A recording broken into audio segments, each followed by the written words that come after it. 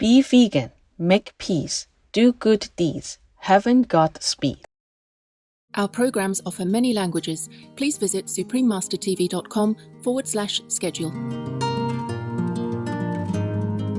Some people have an inner urge to be in tune with animal people, but they are not sure why or what it will lead to. Ms. Worsthorne, vegan, has found that learning to be sensitive to other beings facilitates self-discovery.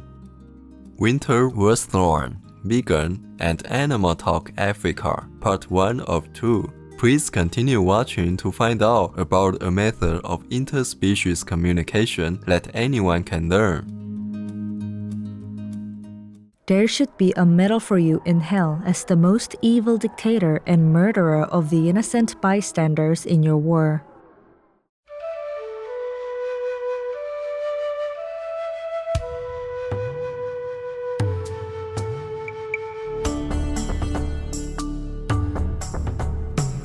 Murahab, that means welcome in Arabic, the formal language of Mauritania, where the national motto is honor, fraternity, justice. Cordial viewers, I am Masad, a vegan gentleman from the desert hedgehog kingdom. The attentive co-inhabitants of Mauritania pray that your devotion to Allah and kindness to others will bring you endless blessings.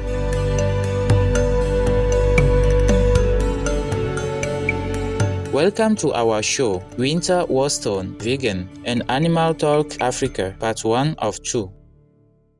Ms. Worsthorne, vegan, is an interspecies communicator and teacher who has been listening to animal people for more than 20 years. She is also the founder of Animaltalk Africa, a consultation service and online academy for learning the subtle art of extending messages with non-human sentient beings. In 2022, Ms. Worsthorne, vegan, kindly agreed to an interview for Supreme Master Television. She began by talking about how she developed her ability to communicate with other species. I always had a great love for animals, and I was very fortunate to have a mother who was very intuitive, very in tune with animals. And I always knew that animals could pick up on our energy, on our feelings, our thoughts, but I didn't realize that we could do the same with them until I met my human teacher, Amelia Kincaid. And it was when I attended one of her workshops that I realized, aha, I can do this. This is incredible. And I started working, helping people with their animals, mainly with their pets at the start. And then people asked me to start teaching them how to do it. One thing led to another very naturally from that point. It was as if Ms. Worsthorne, vegan, was not only listening to animal people, but was also receiving guidance from the cosmos. And I slowly started teaching workshops and developed a website and slowly got into all the marketing aspects of it and developed Animaltalk Africa as my kind of brand name, I suppose. And then I went on to teach people. I had an international person who came to me and said, I want to learn, but I can't attend any of your workshops. How can we do this? And I said, okay, well, I'll just teach you via email. And then through that one person, I developed a whole online course. And that's been going in a formal capacity for about 5-6 years on the platform that it is now. And I have students from all over the world. It's just beautiful. It's lovely to be able to share it in this way. Individuals who seek assistance from Ms. Worsthorne, vegan, have a variety of goals. She tailors her teaching to their needs, but one key element underlies everything she does. I really call it interspecies communication now, rather than just animal communication, because we connect with the land, with nature, with trees, with every being in the same method. And it's through unconditional love, it's through the heart. And yes, basically people come to me for all sorts of reasons. I do a course that's all the way up to professional. So you can do a practitioner's certificate where you do case studies. So people come to me wanting to learn how to communicate with other people's animals, to assist them, to make a career out of it. Other people just want to know how to connect with their own animal friends. So it's across the range. Some people specifically want to work with animal rescue or wildlife. So there's no real set box for this work. It's all about intuitively connecting and understanding nature in all her beauty and all her different forms.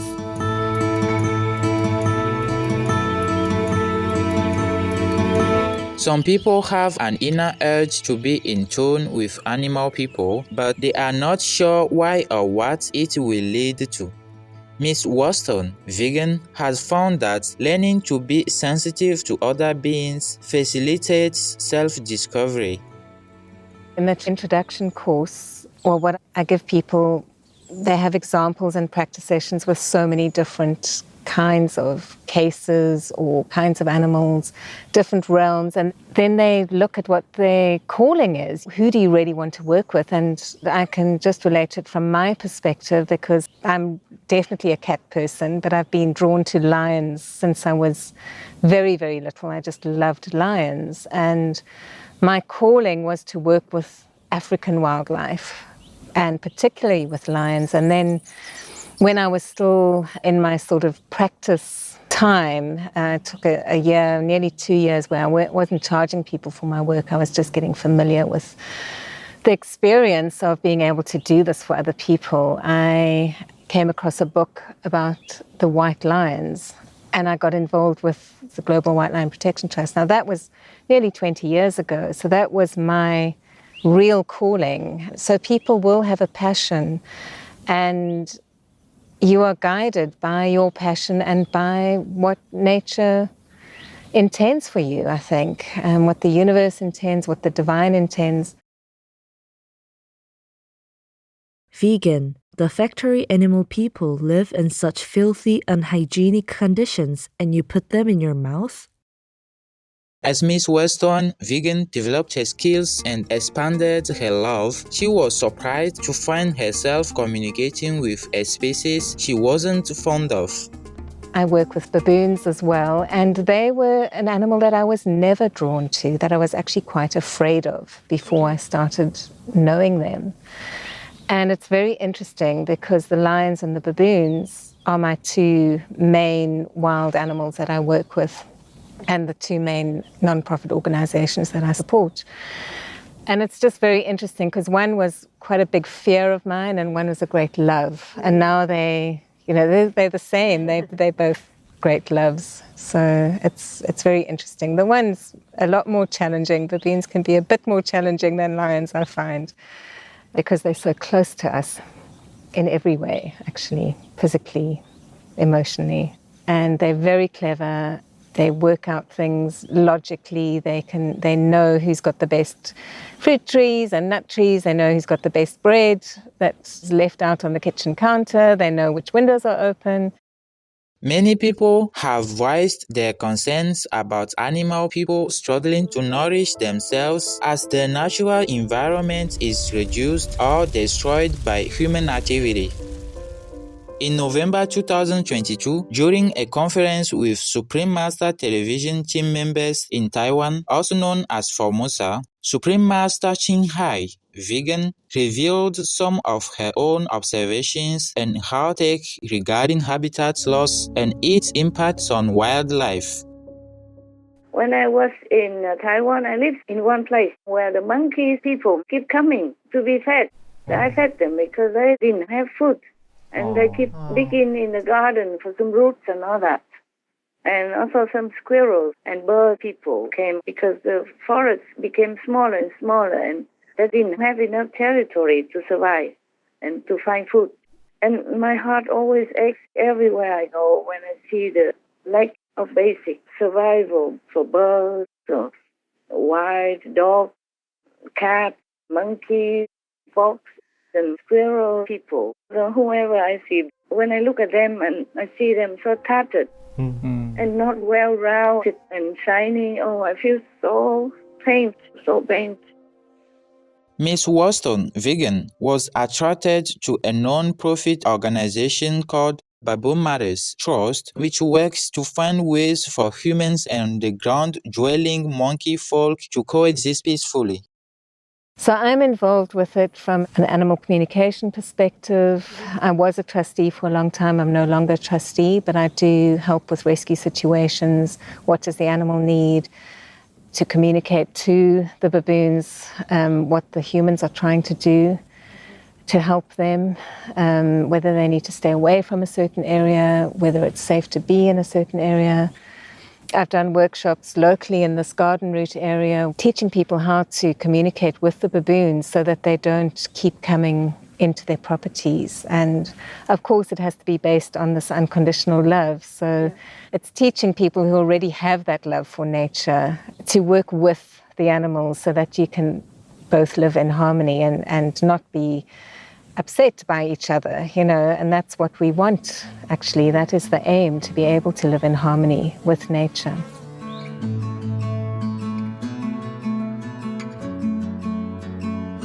Listening to Ms. Worsthorne, vegan, it seems like unconditional love is an essential bridge between humans and animal people. Well, I think it's the only bridge. It really is. Without that, we are not connecting, and we're not going to understand on that deep level that they want us to understand.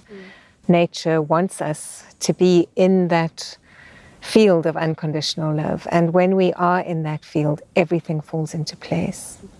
There's a Venda term called bukhle, which is what every person is trying to achieve. And that's that feeling of almost bliss, where everything is just working in balance, where everything feels right in life. And that is what unconditional love achieves.